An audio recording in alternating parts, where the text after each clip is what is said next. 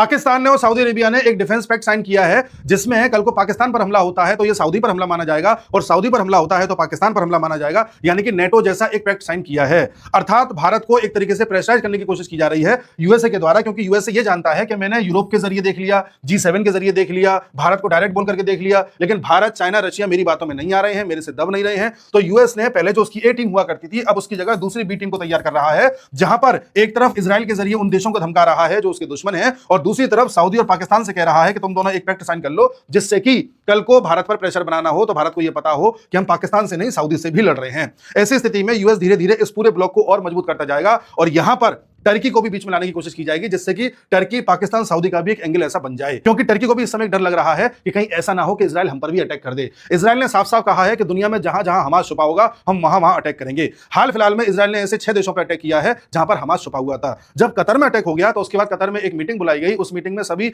अरब देश शामिल हुए और सभी लोगों ने मिलकर के तय किया कि हमें इजराइल से बचने के लिए कुछ ना कुछ करना होगा। तो यह बात भी सच है कि हमास के कुछ लीडर पाकिस्तान में भी छुपे हुए हैं, क्योंकि जब हमारे यहां पहलगाम अटैक हुआ था तब इजराइल के इंटेलिजेंस ने बताया था कि अभी कुछ दिन पहले पीओके में हमास की एक मीटिंग हुई है और पाकिस्तान में मौजूद आतंकी संगठन जमात इस्लामी ये चाहता है कि हमास का एक ऑफिस पाकिस्तान में भी बन जाए। तो ऐसी स्थिति में अगर हमास को निपटाने के लिए इजराइल ने और स्ट्राइक्स करी तो इजराइल हो सकता है पाकिस्तान पर भी हमला कर दे। तो इस समय पाकिस्तान को दो तरफ से खतरे हैं, एक भारत से और एक इजराइल से। इसलिए पाकिस्तान को सऊदी जैसे देश की जरूरत है और सऊदी को इसलिए जरूरत है क्योंकि इजराइल से खतरा है और यूएसए का प्रेशर है। यूएसए चाहता है कि यहां पर सऊदी, पाकिस्तान वगैरह सब साथ आ जाए और एक ऐसा गुट तैयार हो जाए जिससे कि इंडिया, चाइना, रशिया तीनों को प्रेशराइज किया जा सके और कल को जब नेटो हमारी बात ना माने तो हम इनके जरिए अपना काम करा सकें। वैसे भी नेटो जो बना था वो बना था यूएसएसआर को कमजोर करने के लिए, वो काम तो खत्म हो चुका। अब एक नया जो गुट बनता जा रहा है इंडिया, चाइना, रशिया वाला, इसको कमजोर करने के लिए एक नया यहां पर समीकरण बनाया जा रहा है यूएसए के द्वारा।